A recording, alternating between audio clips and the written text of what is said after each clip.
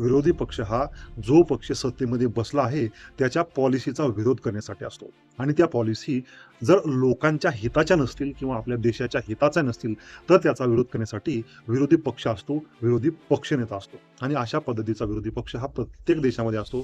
पण तो आपल्याकडे ज्या पद्धतीचा विरोधी पक्ष आहे, ज्या पद्धतीचा जोकर टाईप विरोधी पक्ष आहे, त्या पद्धतीचा विरोधी पक्ष इस्रायलमध्ये नाहीये. मित्रांनो, आपण पाहतोय की आपला देश अधोगतीला जात आहे. आपल्या देशामध्ये बऱ्याच अशा घटना घडत आहेत की ज्याने आपला देश 100 वर्ष मागे वरती गार्बेज फेकलेले व्हिडिओ आपण पाहतो. टेक्नॉलॉजीमध्ये किती मागं आहे, इकॉनॉमीमध्ये किती मागं आहे, पण तो असल गोष्टी जर तुम्ही पाहिल्या तर जगातली 4थ्या क्रमांकाची 3ऱ्या क्रमांकाची सर्वात मोठी अर्थव्यवस्था आहे. इन्फ्रास्ट्रक्चरमध्ये आपला भारत देश काम करत आहे. यायचं समिट आता जागतिक लेवलच्या G20 सारख्या मीटिंग्स भारतामध्ये होत आहेत. त्यामध्ये भरपूर बदल होत आहे, परंतु हा बदल तुम्हाला दिसत नाहीये. इव्हन विरोधी पक्षाला देखील हा बदल दिसत नाहीये. आपला भारतातील पक्ष आणि विरोधी पक्षनेते तर फेक नॅरेटिव्ह पसरण्यामध्ये एक नंबरचे नमुने आहेत. अशाच पद्धतीचे फेक नॅरेटिव्ह पसरत असतात.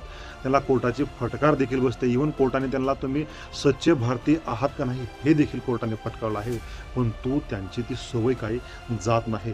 एप्स्टीन फाईलमध्ये मोदीजींचं नाव कसल्याही पद्धतीमध्ये जुळलं नव्हतं, तर रेफरन्स मेलमध्ये त्यांचं नाव आलं होतं. देखील एप्स्टीन फाईलमधून पंतप्रधान मोदी यांचं नाव बदनाम करण्याचा प्रयत्न करण्यात आला.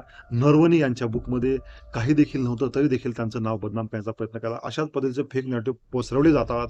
या सर्व गोष्टीचा संदर्भ यामुळे देण्यात येतोय. पंतप्रधान मोदीजी यांचा इस्रायल दौरा चालू आहे आणि इस्रायलच्या संसदेमध्ये ज्यावेळेस पंतप्रधान मोदी तिथे होते, हे तेथे सांसद हे संसद सोडून जात आहेत. तर मोदीजींचा विरोध होत आहे का आणि मोदीजींचा विरोध केला जातोय हे आपल्या भारतामध्ये सोशल मीडियावरती दिसत आहे. आपले विरोधी पक्षनेते विरोधी पक्ष बोलत आहे की बघा मोदींचा विरोध बाहेर देखील होत आहे. तर याची सत्यता पडताळून तुम्ही पाहिलं तर हा विरोध होतोय नेतन्याहू यांच्यासाठी. म्हणजे ज्यावेळेस नेतन्याहू यांचं भाषण चालू झालं त्यावेळेस तेथील विरोधी पक्ष आणि विरोधी पक्षामध्ये असणारे सांसद हे उठून गेले आणि ज्यावेळेस पंतप्रधान मोदीजी यांचं भाषण चालू झालं त्या परत संसदेमध्ये येऊन तर या गोष्टीची माहिती कुठं भेटते तर यामध्ये त्यांच्या विरोधी पक्षातील एका नेत्याने ट्विट केले आहे. त्यामध्ये सांगितलं आहे तर हा विरोध आहे नेतन्याहू यांचा. कारण की नेतन्याहू यांनी युद्ध चालूच ठेवलं, बऱ्याच जणांचा बळी घेतला, यामुळे ह्युमॅनिटीचा धोका उत्पन्न झाला. यासाठी या सांसद लोकांनी ज्यावेळेस नेतन्याहूचं भाषण चालू झालं त्यावेळेस संसद सोडली, परंतु ज्यावेळेस पंतप्रधान मोदीजी यांचं भाषण चालू झालं त्यावेळेस ते परत संसदेमध्ये आले. म्हणजे आपल्याकडे जो एडा विरोधी पक्ष आहे तशा पद्धतीचा विरोधी पक्ष तिकडे नाहीये.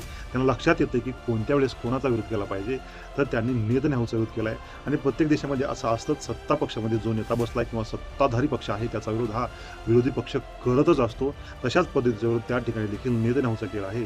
तो विरोध पंतप्रधान मोदीजींचा नाहीये. अशाच पद्धतीचे व्हिडिओ पाहण्यासाठी माझ्या चॅनल लाईक करा, सबस्क्राईब करा, माझे व्हिडिओ शेअर करा आणि मला सपोर्ट करा. धन्यवाद.